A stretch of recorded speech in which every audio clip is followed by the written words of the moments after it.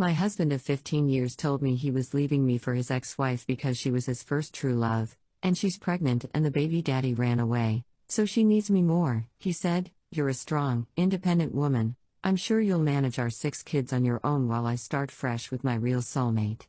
I replied sweetly, sure, honey. Whatever you think is best. What I did next destroyed him and his true love's life, and 3 months later he was back, begging for one more chance. You know that moment when your world completely shatters, but somehow you find yourself smiling? Yeah, that was me 3 months ago, standing in my kitchen while my husband of 15 years casually destroyed our life together. But here's the thing about rock bottom, it gives you a solid foundation to build your comeback. Let me tell you exactly what happened, because trust me, you're going to want to hear this. Clara, we need to talk. Those 4 words. You know the ones. They never lead anywhere good, do they? Hugo Sterling, my husband, father of our 6 children, the man who promised to love me until death do us part, was standing in our kitchen doorway with that look. You know the look I'm talking about. The one that says, I'm about to ruin your Tuesday evening. I was making dinner for 8 people, as usual. Spaghetti night. The twins, Hope and Faith, were arguing over homework at the counter. Little Charlie was building a fort with kitchen chairs, and our eldest, 17-year-old Henry, was attempting to referee a dispute between 12-year-old Rose and 10-year-old Oscar about whose turn it was to set the table. Just another chaotic, beautiful evening in the Sterling household. Or so I thought. Sure, honey, I said, not looking up from the boiling pasta. What's on your mind? Hugo cleared his throat. Actually cleared his throat, like he was about to give a presentation. I've been thinking a lot lately, and I've made a decision. Now, you might be wondering, didn't I sense something was wrong? Wasn't there some sign? Well, looking back, maybe there were little things. He'd been on his phone more. Working late? But Hugo owned a successful restoration business, old furniture, antiques, that sort of thing, so working late wasn't unusual. And honestly? When you're managing 6 kids, a household, and your own part-time work as a freelance graphic designer, you don't have much energy left to analyze your husband's every mood. I turned around, wooden spoon still in hand. Okay, what kind of decision? I'm leaving. Just like that. 2 words that can end everything. The kitchen seemed to go quiet, even though the kids were still chattering away. Funny how trauma works, isn't it? Everything else just fades into background noise. Leaving for where? I asked, because my brain was still trying to process this as something normal. Maybe he meant a business trip. I'm leaving you, Clara. I'm leaving our marriage. And that's when he dropped the real bomb. Hazel needs me. Hazel. His ex-wife from 20 years ago. The woman he'd dated in college before we met. The one who'd moved across the country after their messy breakup and married someone else within a year. You want to know something funny? I actually remembered her. Hugo had shown me old photos once, early in our relationship, in that naive way young couples do when they think they have no secrets. Pretty blonde woman with a bright smile. First love, he'd called her then, in that wistful way that had made me just a tiny bit jealous. But 20 years later? 20 years, 6 kids, a mortgage, family vacations, Christmas mornings, sick days, celebrations, arguments, makeups, and everything else that builds a life together? She's pregnant, Hugo continued, and I swear he looked almost excited. The father left her. She's all alone, and she called me because she had nowhere else to turn. Clara, she was my first true love. I never really got over her. Can you imagine?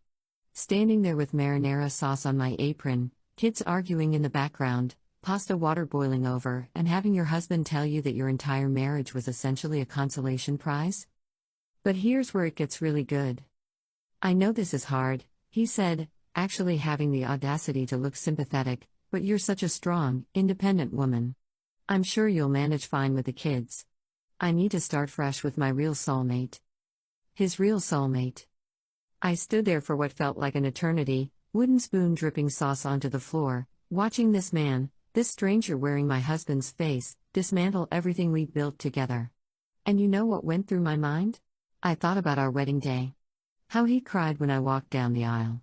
I thought about him holding each of our babies for the first time, tears streaming down his face as he whispered promises about being the best daddy in the world. I thought about the time he stayed up all night when Hope had pneumonia, taking her temperature every hour, bringing me coffee while I held her. I thought about last month when he'd surprised me with dinner reservations for our anniversary and told me I was still the most beautiful woman he'd ever seen. And then I thought about something else entirely. I thought about my grandmother. Let me tell you about Grandma Pearl, because she's important to this story. Grandma Pearl was barely 5 feet tall, but she could command a room full of grown men with nothing but a raised eyebrow. She used to say, "Clara, honey, when someone shows you who they really are, believe them.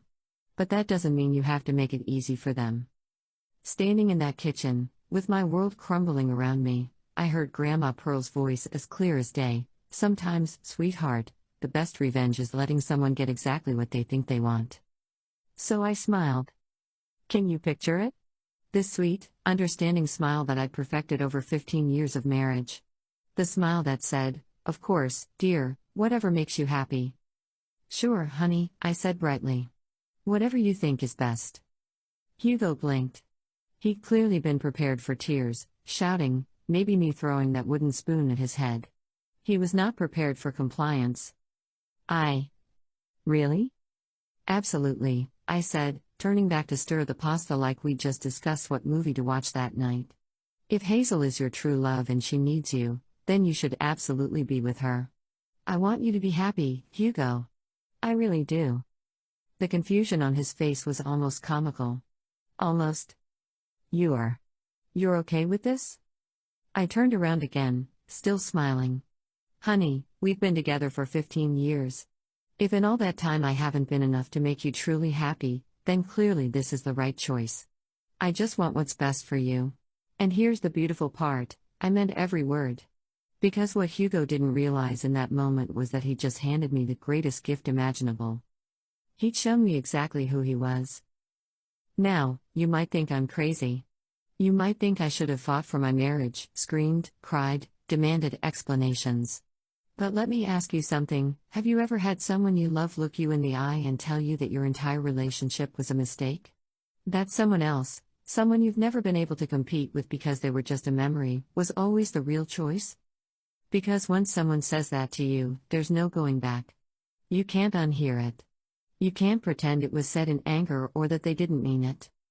Hugo meant every word. So I helped him pack. I made his favorite dinner that night, pot roast with those little carrots he loved. I ironed his good shirts. I even helped him explain to the kids that Daddy was going away for a while to help an old friend who was having some problems. The kids took it surprisingly well, actually. Kids are resilient like that.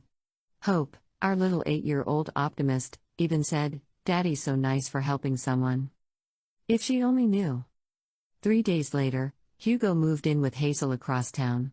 According to the carefully worded text he sent me, she had a cute little apartment and was so grateful to have someone who really understands her. And me? I got busy. You see, 15 years of marriage teaches you things about a person. Important things. Like the fact that Hugo Sterling, successful business owner, devoted father, pillar of the community, had some very interesting financial arrangements that probably wouldn't hold up to close scrutiny. Let me paint you a picture of Hugo's business. Sterling Restoration was supposedly thriving. Beautiful showroom downtown, workshop in the back, steady stream of clients bringing in antique furniture and family heirlooms. Hugo had a real gift for bringing old things back to life. Ironic, isn't it? But here's what his soulmate Hazel didn't know about the man she was so grateful to have back in her life. Hugo had been running Sterling Restoration like his personal piggy bank for years. Remember, I did the books for his business. Had been doing them since we were newlyweds and couldn't afford an accountant. I knew every transaction, every invoice, every business expense that was actually dinner at expensive restaurants or weekend trips he claimed were for networking. More importantly, I knew about the insurance claims. You see, Hugo had gotten very creative over the years with his definition of accidental damage to pieces he was restoring. I accidentally dropped Ming vase here, a mysteriously scratched Victorian desk there. Nothing too frequent, nothing too obvious. Just enough to supplement our income when things got tight. The insurance companies never questioned it. Hugo Sterling was a respected businessman with an impeccable reputation. Why would they doubt him? But I had photos, dates, receipts, a paper trail that would make a forensic accountant weep with joy.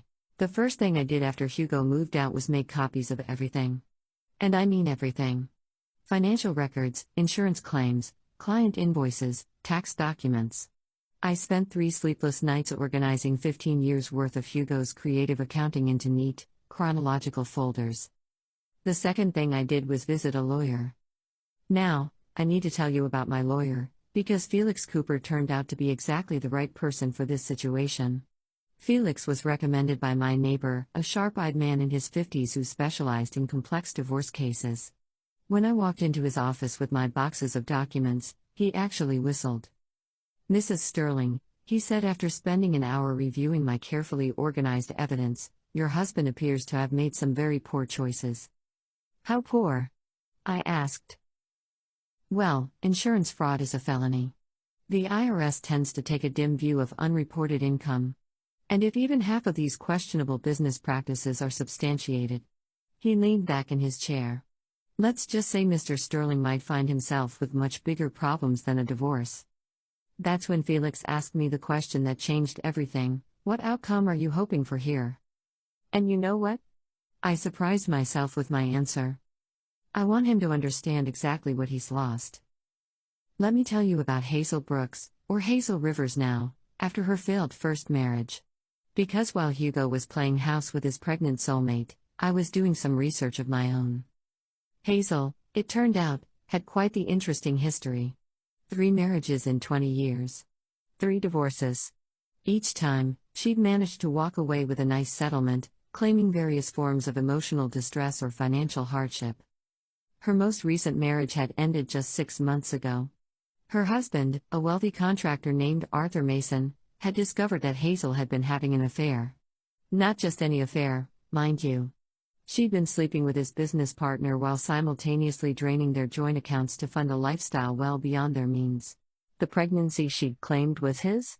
Well, the timing was questionable. But here's the really interesting part: Arthur Mason had hired a private investigator. And that private investigator had documented everything.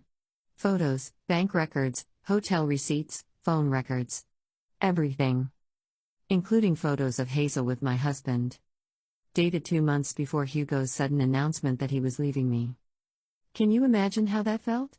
Realizing that your husband's spontaneous decision to leave you for his pregnant ex-girlfriend was actually a carefully planned betrayal that had been going on for months. But instead of falling apart, I felt something I hadn't felt in years. I felt powerful. Let me tell you how I destroyed them, because this is where it gets really good. The first phase was subtle. I started by being the most understanding, supportive ex-wife in the history of divorce. When Hugo called to check on the kids, I was cheerful and accommodating. When he needed to rearrange his visitation schedule because Hazel wasn't feeling well, I was nothing but sympathetic. Of course, honey. Pregnancy can be so difficult. You take care of her. I sent care packages. Homemade soup when Hazel had morning sickness. A baby blanket I'd knitted myself.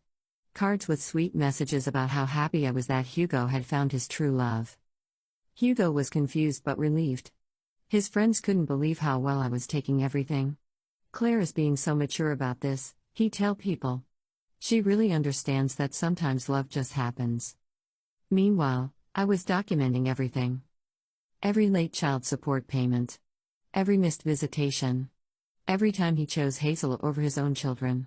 Every expense he claimed as necessary while our kids needed new school clothes. But that was just the setup. The real show was about to begin. Phase 2 started exactly 6 weeks after Hugo moved in with Hazel. I mailed the insurance fraud evidence to Hugo's top 3 insurance providers. Anonymous envelope, no return address, just copies of everything. The photos of accidentally damaged pieces that showed clear evidence of intentional destruction. The invoices that didn't match the actual work done. The claims for pieces that had been damaged long before they came into his shop. 3 days later, Sterling Restoration received its first audit notice. But here's the beautiful part: I didn't stop there. Remember Arthur Mason, Hazel's ex-husband who'd hired that private investigator? Well, it turns out Arthur was a very bitter man who felt like he hadn't gotten justice in his divorce. When a concerned citizen, anonymous, of course, sent him copies of those photos showing his ex-wife with Hugo, photos dated during his marriage to Hazel, Arthur decided to reopen his divorce case. Suddenly, Hazel found herself facing fraud charges for lying about her affair during their divorce proceedings. But wait, it gets better. Hugo's business wasn't just built on insurance fraud. Remember those expensive networking trips? Well, some of them had been funded by client deposits for work that was never completed. When word got out about the insurance investigation, nervous clients started asking questions about their projects. Within 2 weeks, Sterling Restoration had 17 angry clients demanding explanations, refunds, or their original pieces back. Hugo was drowning. And Hazel? Well, Hazel was discovering that the generous, successful businessman she'd seduced was actually a fraud whose assets were about to be frozen by multiple government agencies. Now, I know what you're thinking. Clara, you're saying, this seems like an awful lot of trouble. Why not just take him to the cleaners in divorce court and move on? And you'd be right, if I wanted his money. But I didn't want his money. I wanted him to understand what he'd lost. You see, Hugo thought I was weak. He thought I was dependent on him, that I needed him to survive. He looked at me, the woman who'd raised his children, managed his household, supported his dreams, and sacrificed her own ambitions for 15 years, and saw someone who would simply accept whatever scraps of life he chose to leave behind. He was about to learn just how wrong he was. Let me tell you about the third phase, because this is where I really started having fun. While Hugo was dealing with business investigations and Hazel was dealing with fraud charges, I was rebuilding my life. But not in the way you might expect. Remember how I mentioned I was a freelance graphic designer? Well, part-time was a bit of an understatement. Before I married Hugo, I'd been building a pretty successful design business. I'd given it up when the kids started coming, focusing instead on supporting Hugo's dreams. Turns out, 15 years of designing school newsletters, church bulletins, and local business flyers had kept my skills sharp. And the digital world had opened up opportunities I'd never imagined. Within a month of Hugo leaving, I'd landed 3 major clients. Within 2 months, I was making more money than I'd ever made in my life. By month 3, I was turning down work. But the money wasn't the real victory. Want to know what was? I was happy. Genuinely, thoroughly, completely happy for the first time in years. The kids were thriving. Without Hugo's constant criticism and demands for perfection, our house became a place where laughter was louder than rules. Henry stepped up as the man of the house in the most beautiful way, helping with his younger siblings without being asked. Rose discovered she was brilliant at organizing everyone's schedules. Oscar became our resident comedian, keeping everyone's spirits up with his endless supply of jokes. Hope and Faith, the twins, turned out to be natural entrepreneurs, starting a neighborhood pet sitting service that was bringing in more money than some adults' part-time jobs. And little Charlie? He was just happy to have more of Mommy's attention. We were not just surviving without Hugo. We were flourishing. But you want to know about Hugo and Hazel, don't you? Because that's where the real entertainment was happening. Picture this: Hugo, who'd left his boring life for passionate romance with his first love, was now living in a cramped one-bedroom apartment with a woman who was not aging as gracefully as her old photos had suggested. Hazel, it turned out, was not the sweet, vulnerable woman Hugo remembered. 20 years and 3 failed marriages had left her bitter, demanding, and expensive. She expected Hugo to wine and dine her the way Arthur Mason had. She wanted the lifestyle she'd grown accustomed to during her previous marriage. Unfortunately for both of them, Hugo's business was collapsing. The insurance companies weren't just auditing him, they were prosecuting him. The IRS had frozen his business accounts pending their own investigation. Client after client was demanding refunds or threatening lawsuits. Within 6 weeks of leaving me, Hugo had gone from successful businessman to unemployed defendant in multiple legal proceedings. And Hazel? Well, pregnant women can be quite hormonal, can't they? Especially when they're facing their own fraud charges and discovering that their successful boyfriend can't even afford to keep the lights on. I heard through mutual friends that they were fighting constantly. Loud, screaming arguments that had the neighbors calling the police. Hazel had expected Hugo to rescue her from her problems. Instead, she jumped from one sinking ship to another. 2 months after Hugo left, I got the first phone call. Clara? His voice was different. Smaller. How are you doing? I'm wonderful, Hugo. How are you and Hazel? Silence. Then, we're managing. Listen, I was wondering if I could take the kids this weekend. It's been a while since. Oh, I'm so sorry. I interrupted cheerfully. The kids have plans this weekend. Henry has a job interview at the hardware store, Rose has a sleepover, Oscar has a soccer tournament, and the twins are helping me with a big design project. Maybe next weekend? A job interview? Henry's only 17. I know. Isn't it wonderful? He wants to help support the family. He says he's proud to be the man of the house now. Another silence. What about you? Are you seeing anyone? And here's where I could have been cruel. I could have told him about David Fletcher, the charming widower who'd started asking me to coffee. I could have mentioned how the kids adored him, how he brought flowers every time he visited, how he looked at me like I was the most fascinating woman in the world. But I didn't. Because the truth was so much better. Oh, Hugo, I'm too busy for dating. The business is absolutely booming. Did I mention I've been featured in Design Weekly? 3 different companies are trying to hire me full-time, but I'm having so much fun being my own boss. Business? My design business.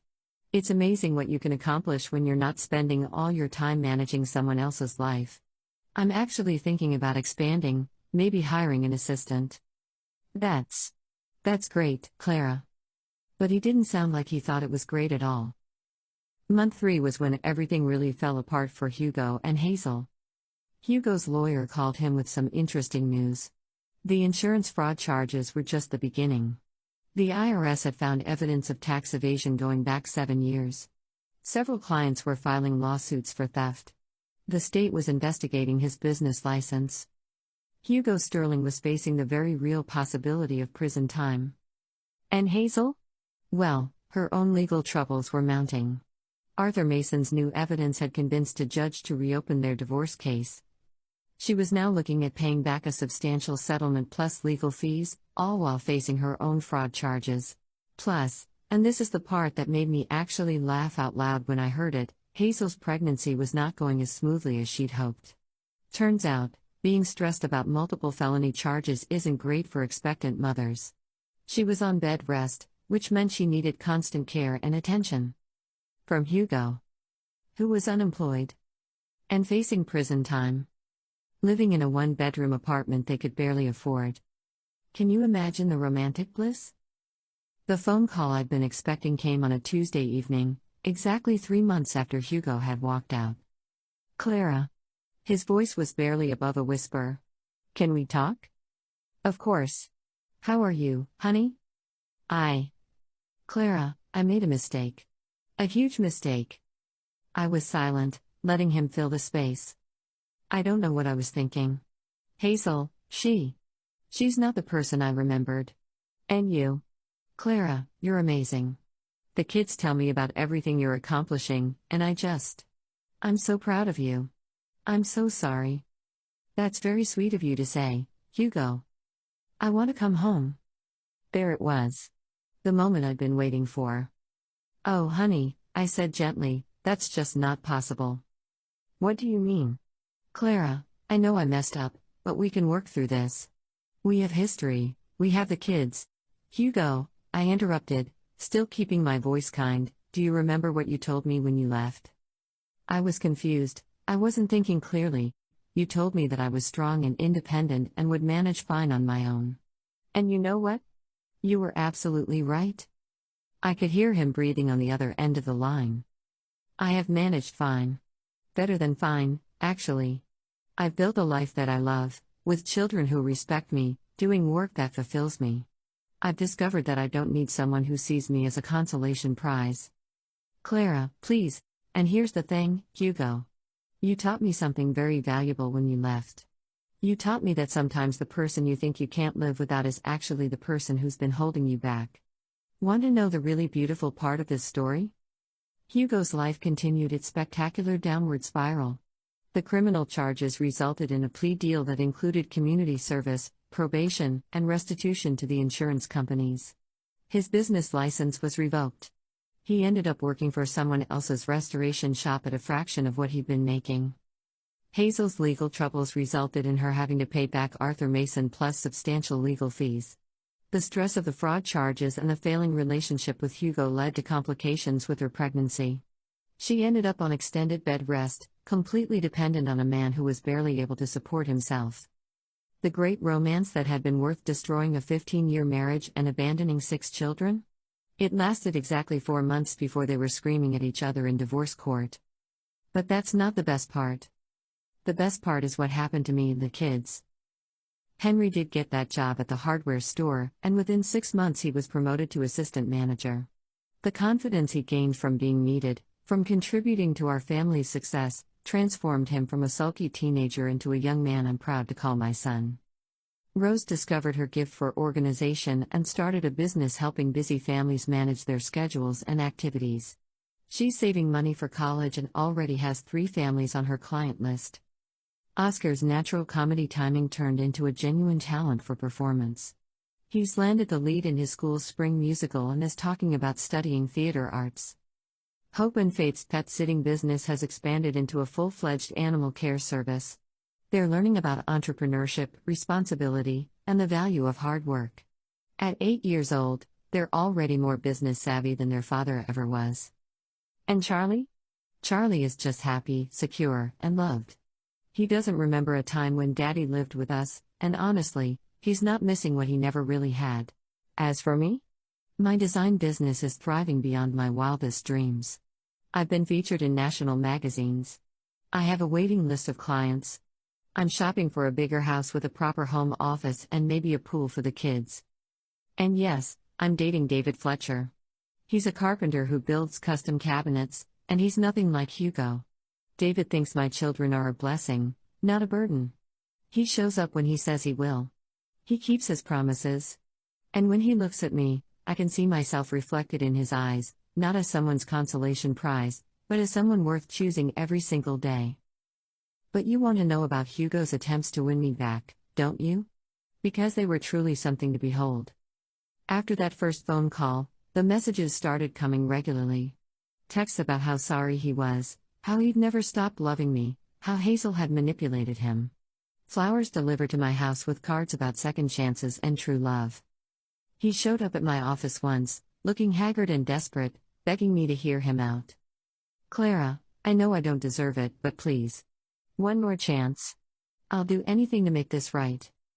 I looked at this man who'd once been my whole world, and I felt nothing. Not anger, not sadness, not even satisfaction. Just nothing. Hugo, I said gently, do you know what the hardest part about you leaving was? He leaned forward hopefully. What? It wasn't the betrayal, or the abandonment, or even having to explain to our children why Daddy didn't want to live with us anymore. Then what?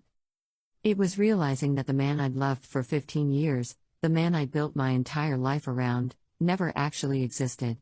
You were always this person, selfish, dishonest, capable of walking away from your family for a fantasy. I just couldn't see it because I loved who I thought you were. His face crumpled. That's not true. I made a mistake, but that's not who I am. Hugo, I said, standing up from my desk, you committed insurance fraud for years. You lied on your taxes. You abandoned your children for a woman you barely knew. You destroyed our marriage for someone else's pregnancy. I paused. That's exactly who you are. The final confrontation came 4 months after Hugo had left, on what would have been our 16th wedding anniversary. He showed up at my house in the evening, after the kids were in bed. He looked terrible, thin, tired, desperate. I almost felt sorry for him. Almost. Clara, I need you to know something. I waited. The baby. It's not mine. I wasn't surprised. The private investigator's timeline had already made that clear. But I let him continue. Hazel admitted it yesterday. She's been lying about everything. The pregnancy, the father, even about me being her first love. She told me she looked me up because she knew I was successful and married, which meant I was safe and established. She thought. She thought she could use me as a backup plan while she figured out her real situation. I'm sorry to hear that, Hugo. Are you? He looked at me desperately. Because I destroyed everything for a lie. Our marriage, our family, my business, my reputation, everything. And for what? A woman who never loved me at all. That must be very painful for you. Clara, please. I know I don't deserve it, but I'm begging you. One more chance. Let me prove that I can be the husband and father I should have been all along. And you know what I did? I smiled. That same sweet, understanding smile I'd given him in the kitchen all those months ago. Oh, Hugo, I said gently, I'm sure you'll figure something out. After all, you told me yourself, I'm a strong, independent woman. And you were absolutely right. I'm strong and I am independent, and I have figured it out. What are you saying? I'm saying that you gave me the greatest gift imaginable when you left. You forced me to discover who I really am when I'm not trying to be who someone else needs me to be. And it turns out, I'm pretty amazing on my own. His face went white. So that's it? You won't even consider. Hugo, I said firmly, you made your choice. You chose Hazel over our family. You chose a fantasy over reality. You chose selfishness over love. And now you have to live with that choice. But she lied to me. And you lied to me. For months. Maybe for years, in different ways. The only difference is that my lies were about being happy in a marriage that was slowly killing my spirit. Your lies were about being the kind of man who could actually love someone. That was 6 months ago. Hugo is working at a furniture store now, making barely enough to afford his court-ordered child support. He lives in the studio apartment across town and sees the kids every other weekend, when he can afford to do something with them. Hazel moved back to her hometown after her baby was born. Turns out, when you're facing fraud charges and have no money, even your most devoted soulmate starts looking less appealing. I heard she's living with her parents and working at a diner. The baby, by the way, was clearly not Hugo's. Different father entirely, some man Hazel had been seeing on and off for 2 years. As for me? I'm getting married next spring. David proposed last month, in front of all 6 kids, in our new house with a pool and the proper home office. He didn't ask me to marry him. He asked us, all 7 of us, to be his family. The kids said yes before I could even answer. You know what the most satisfying part of this whole story is? It's not Hugo's downfall, or Hazel's lies being exposed, or even my business success. It's the fact that I never had to compromise who I am to get my revenge. I didn't become bitter or angry or cruel. I didn't stoop to their level or sacrifice my integrity for the sake of payback. I simply stepped out of the way and let the natural consequences of their choices catch up with them. Hugo destroyed his own life. I just didn't try to save him from himself anymore. And in the process, I saved myself. People ask me sometimes if I'm angry about the 15 years I wasted on Hugo. But here's the thing, I didn't waste anything. Those 15 years gave me 6 incredible children who are growing into amazing human beings. They taught me skills I didn't know I had. They showed me reserves of strength and resilience I never knew existed. Most importantly, they taught me the difference between love and dependency, between partnership and enabling, between supporting someone's dreams and sacrificing your own identity. Hugo thought he was trading up when he left me for Hazel. What he actually did was trade a woman who loved him despite his flaws for a woman who was using him for his assets. He traded a partner who supported his dreams for someone who expected him to fund her lifestyle. He traded a family who would have stood by him through anything for a fantasy that disappeared the moment it was tested by reality. And me? I traded a marriage that was slowly suffocating me for a life where I get to be completely, authentically myself. I saw Hugo last week at Henry's graduation ceremony. He looked older, tired, but he was there. Give him credit for that, despite everything, he still shows up for his kids when it matters. After the ceremony, he approached me while David was talking to the other parents. You look happy, he said quietly. I'm happy, I replied. The kids seem really good. They are really good. They're incredible, actually. He was quiet for a moment, watching Charlie chase Faith around the parking lot while Hope and Oscar compared graduation programs and Rose organized everyone for photos. I know I don't have the right to ask this, He said finally, but do you think? Do you think they'll forgive me someday? And you know what? For the first time since this whole nightmare began, I felt genuinely sorry for him. Hugo, I said gently, they already have. Kids are amazing that way. They love you, and they always will. But love and trust are different things, and trust has to be earned back. And you? He asked, not quite meeting my eyes. Do you think you'll ever forgive me? I thought about that question for a long moment, watching my children, our children, laughing and celebrating Henry's achievement. I thought about the woman I'd been 3 months ago, and the woman I am now. I thought about the life I'd built from the ashes of the one he'd burned down. I already have forgiven you, I said finally. Not for your sake, but for mine. Anger and resentment are heavy things to carry, and I decided I had better things to do with my energy.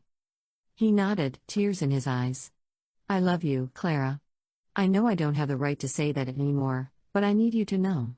I never stopped loving you. I know you think that's true, I said. But Hugo, what you loved was the idea of me.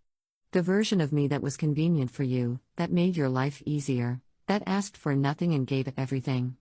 You never actually knew the real me at all. And now? I smiled, not the sweet, accommodating smile of before, but something genuine and powerful and completely my own. Now you don't get to find out. So that's my story.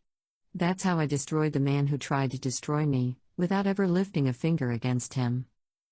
But you know what the real twist is? The part that would make even the best revenge movie writers jealous?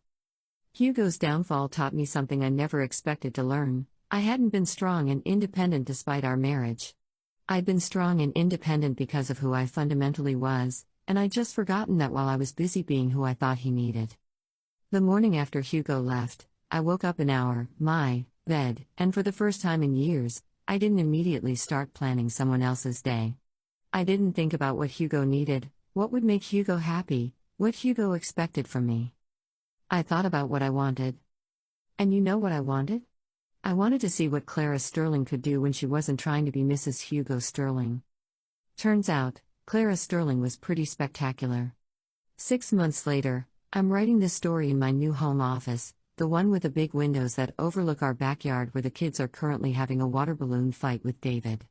Yes, David, the man who asked me to marry him not because he needed someone to take care of him, but because he wants to build a life with someone he genuinely admires. The wedding is in 3 months. Small ceremony, just family and close friends. The kids are more excited than I am, if that's possible. Hope and Faith are co-planning the reception, Rose is managing the guest list and logistics, Oscar is writing and performing a special song, Charlie is the ring bearer, and Henry is walking me down the aisle.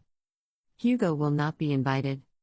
Not out of cruelty, but because this celebration is about the future, not the past. It's about the family we've become, not the one we used to be. I know some of you might think I'm being too harsh. That I should give Hugo another chance, that people can change, that 15 years of marriage should count for something. And maybe you're right. Maybe in a different story, the betrayed wife forgives her repentant husband and they rebuild their love stronger than before. But this isn't that story. This is the story about a woman who discovered that sometimes the best thing that can happen to you is having someone show you exactly who they are. Because once you see clearly, you can never go back to pretending.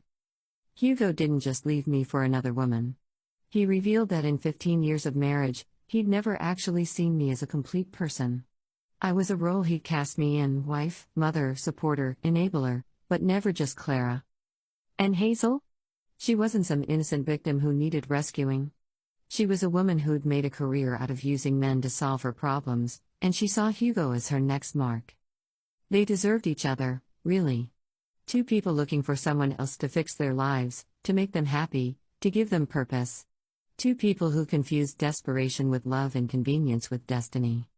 I'm not telling you this story to make you feel sorry for me, because honestly, I've never been happier.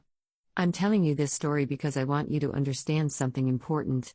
Sometimes the worst thing that happens to you turns out to be the best thing that could have happened. Hugo leaving forced me to rediscover my own strength. It pushed me to build the life I actually wanted instead of the life I thought I was supposed to want. It taught my children that they could depend on themselves, that family isn't just about blood or legal ties, but about the people who choose to show up for you every single day. Most importantly, it taught me that I am not defined by someone else's love or lack of it. I am not diminished by someone else's inability to see my worth. I am not broken just because someone else chooses to break their promises to me. I am exactly who I've always been, strong, capable, intelligent, and worthy of real love. Hugo's leaving didn't change that. It just forced me to remember it. The final chapter of this story happened just last week. I was at the grocery store with the twins when I ran into Hazel. She was alone, looking tired and overwhelmed, pushing a cart with a crying baby and what appeared to be the ingredients for a very sad dinner. She saw me before I could turn down another aisle. "Clara," she said, her voice uncertain. "Hello, Hazel," I replied politely. We stood there for an awkward moment, two women whose lives had been tangled together by one man's selfish choices. "I want you to know," she said finally, "that I never meant for things to happen the way they did." I looked at her, really looked at her. She was younger than me, but she looked older. Worn down by years of bad choices and burned bridges. The baby in her cart was beautiful, but Hazel looked like she hadn't slept in weeks. "I know," I said, and I meant it. "You were in a difficult situation, and Hugo seemed like a solution. He told me your marriage was already over. That you two were basically just roommates, that he was staying for the kids but was miserable." Classic Hugo. Even when he was betraying me, he had to be the victim in his own story. "Hazel," I said gently, "what Hugo told you about our marriage doesn't matter now. What matters is that you have a beautiful baby and a chance to build the life you actually want." She looked surprised by my kindness. "You don't hate me?" And honestly, I didn't. How could I hate the woman who'd accidentally given me my freedom? "I don't hate you," I said. "But I don't forgive you either. What you and Hugo did was wrong, and it hurt my children. But hating you won't change what happened, and it certainly won't make my life better." She nodded, tears in her eyes. "For what it's worth, Hugo talks about you constantly. About what an amazing mother you are, what a successful businesswoman you've become. I think he finally understands what he lost." "I hope so," I said. "For his sake." As I walked away, I heard her call after me, "Clara? Are you really happy?" I turned back, smiling genuinely for the first time in our conversation. "Hazel," I said, "I'm not just happy. I'm free." So here's what I want you to take away from my story. Sometimes the people who hurt you the most do you the biggest favor of your life, even though that's not what they intended. Sometimes the worst betrayal forces you to become the person you were always meant to be. Sometimes letting someone go, really, truly letting them go, is the most powerful thing you can do. And sometimes, just sometimes, the best revenge isn't revenge at all. It's building a life so beautiful, so fulfilling, so completely your own that the person who walked away realizes they didn't leave you behind, they left themselves behind. Hugo thought he was trading up when he left me for Hazel. What he actually did was trade a life of authentic love and real partnership for a fantasy that collapsed under the weight of reality. He thought he was getting his freedom. Instead, he lost everything that actually mattered. And me? I got everything I never knew I wanted: respect, independence, genuine love, and the knowledge that I am enough, more than enough, exactly as I am. 3 months of apparent weakness led to a lifetime of authentic strength. Hugo spent those 3 months learning that grass isn't greener on the other side, it's greener where you water it. Unfortunately for him, by the time he realized that, I'd planted a completely different garden. The wedding is in 8 weeks now. David and I are honeymooning in Italy, just the two of us, while my amazing mother-in-law watches the kids. When we get back, we're starting our new life together in our new house, with 6 children who've learned that love isn't about settling for less than you deserve. Hugo is welcome to visit his children anytime, under the conditions outlined in our custody agreement. He's their father, and despite everything, he loves them. But he's no longer the center of our universe, and honestly, we're all better for it. Sometimes I wonder what would have happened if Hugo had never left. Would I still be making dinner for 8 every night, managing his schedule, supporting his dreams while mine collected dust? Would I still be the woman who smiled and accommodated and never asked for what she needed? Probably. And that, more than anything else, is why I'm grateful he left. Because the Clara who was betrayed and abandoned is not the same Clara who's getting married in 8 weeks. This Clara knows her worth. This Clara doesn't accept crumbs and call them a feast. This Clara has learned the difference between being loved and being needed, between being chosen and being settled for. This Clara would never again be with someone who could look her in the eye and call her a consolation prize. So when people ask me how I got my revenge on the husband who left me for his ex-wife, I tell them the truth. I didn't get revenge. I got justice. I got the life I deserved all along. And Hugo? Well, Hugo got exactly what he asked for. He got to start fresh. He got to discover what life was like without someone who'd loved him unconditionally for 15 years. He got to learn what happens when you trade substance for fantasy, loyalty for novelty, reality for a dream. He got to find out what it feels like to be truly alone. And when he came crawling back 3 months later, begging for one more chance, I got to say no. Not with anger or bitterness or the need to hurt him back, but with the quiet confidence of a woman who knows her own worth and won't settle for less than she deserves. I got to say no, and mean it, and feel nothing but peace about that choice. That, my friends, is the sweetest revenge of all. The funny thing about revenge stories is that they usually end with the wrong party getting satisfaction from their enemy's downfall. But real life is messier than that, isn't it? Hugo isn't my enemy anymore. He's just the father of my children and a cautionary tale about what happens when you mistake comfort for love and familiarity for destiny. I hope he finds happiness someday, real happiness, not the kind that requires betraying other people to achieve. I hope he learns to be the kind of man his children can be proud of. I hope he figures out the difference between wanting someone and loving them. But mostly, I hope his story serves as a reminder to anyone who might be listening: you teach people how to treat you. And sometimes, the kindest thing you can do for everyone involved is to stop accepting treatment that diminishes who you are. As for me, I'm exactly where I'm supposed to be, with people who see me clearly and choose me anyway. Every single day. And if that's not a happy ending, I don't know what is.